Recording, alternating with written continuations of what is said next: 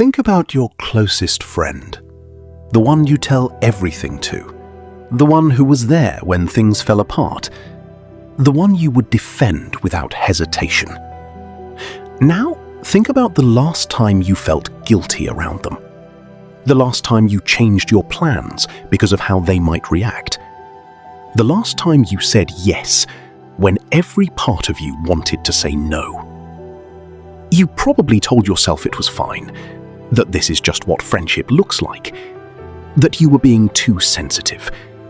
But somewhere underneath all of that, something in you knew. Something felt off. You just didn't have the words for it yet. What if I tell you that control does not always look like someone raising their voice? That the most effective forms of manipulation are the ones that feel like love, like loyalty, like friendship, and that by the time you notice, you are already deep inside it. Social psychologists define covert control as the systematic use of emotional, psychological, or social pressure to direct another person's behavior without their conscious awareness. In other words, they are steering you, and you think you are driving. The first tactic is guilt, and it is the most common weapon in a controlling friend's arsenal. It does not come as an accusation. It comes as a sigh, a long pause, a look that says, after everything I have done for you, you do not need to be told you did something wrong. You feel it, immediately, automatically, completely. Psychologists call this induced guilt. It is manufactured emotional debt. The controlling person positions themselves as the one who gives, and you as the one who always owes. Every favor becomes a future tool. Every sacrifice becomes leverage. And slowly, without realizing it, you begin to make decisions not based on what you want, but based on what will keep the peace. The second tactic is the silent treatment, and it is devastating precisely because it says nothing. No argument, no explanation, no opportunity to defend yourself. Just absence, just coldness, just the agonizing silence of someone withdrawing their presence as punishment for your behavior. Research in social psychology shows that social exclusion activates the same regions of the brain as physical pain. Being ignored by someone you care about literally hurts. And the controlling friend knows this. They use silence as a remote control. Withdraw when you step out of line, return warmth when you comply. And your nervous system learns. Obedience brings relief. Disagreement brings pain. The third tactic is love bombing followed by withdrawal. In the beginning, they made you feel like the most important person in the room. They remembered everything you said. They showed up. They invested.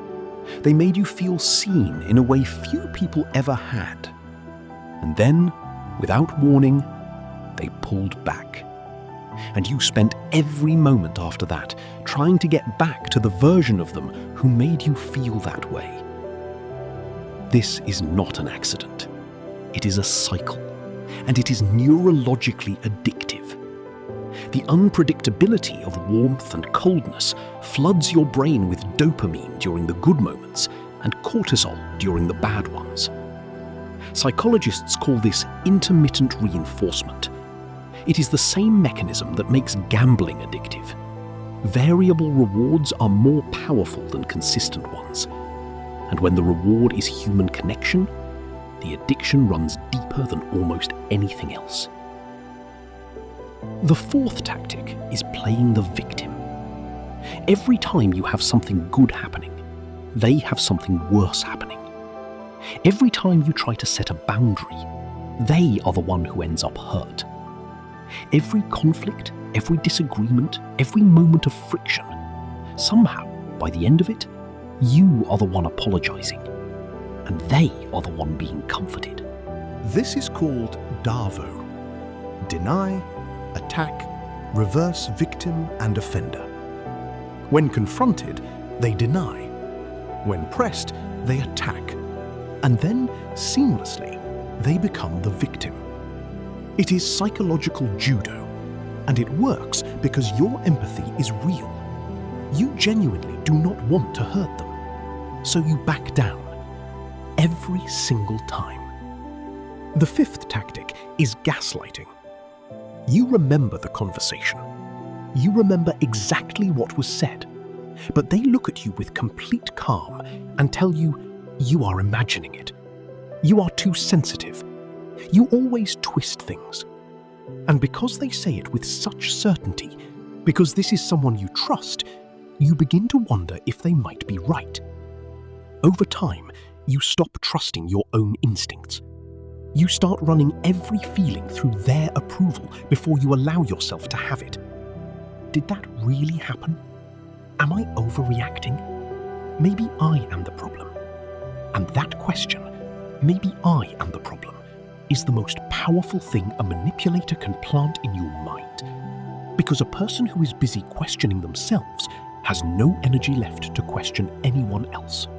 The sixth tactic is moving the goalposts. You do everything they asked. You change, you adapt, you show up differently. And just when you think you have finally done enough, the standard shifts. Now it is something else. Now you are not quite enough in a different way. And the pursuit of their approval becomes a race with no finish line, one they never intended for you to reach. Because the goal was never for you to be enough. The goal was for you to keep trying. A person who is constantly striving for your approval is a person who is focused entirely on you, who puts your needs first, who does not have the mental space to notice what is being done to them. The goalpost does not move by accident. It moves by design. So how do you know if this is happening to you? Not through grand dramatic moments, through the quiet accumulation of small ones. You feel anxious before you see them. You rehearse what you are going to say. You feel relieved when plans are cancelled. You have stopped sharing good news because of how they respond. You feel responsible for their emotional state. You cannot remember the last time they asked how you were and actually waited for the answer. And here is the hardest truth. Most controlling people are not monsters. Many of them do not even know they are doing it. They learned these patterns in their own lives from people who controlled them. They are not evil, they are unhealed. But that does not make what they are doing acceptable, and it does not make your pain less real. Understanding where it comes from does not mean you have to stay inside it. So what do? You start by naming what you see, not to them, to yourself, because clarity is the first form of freedom. When you can name the tactic, you break the spell. Guilt trips lose their power when you recognize them as guilt trips. The silent treatment loses its grip when you understand it as control, not communication. Gaslighting becomes visible the moment you start trusting your own memory again. Then you set boundaries. Not as punishment, not as an ultimatum, but as information. This is what I will accept, this is what I will not. Some people will respect that, and some will reveal themselves entirely by how they respond to it. Because a person who truly cares about you will not punish you for having limits. Only someone who needs to control you will. You were not weak for not seeing it sooner. You were trusting. And trust is not a flaw, it is what makes you human. But now your eyes are open, and open eyes change everything. If you recognized any of these patterns, in a friendship, in a relationship, in your own life, let's talk about it in the comments. Your story might be exactly what someone else needs to hear today. If this helped, subscribe, and I will see you in the next one.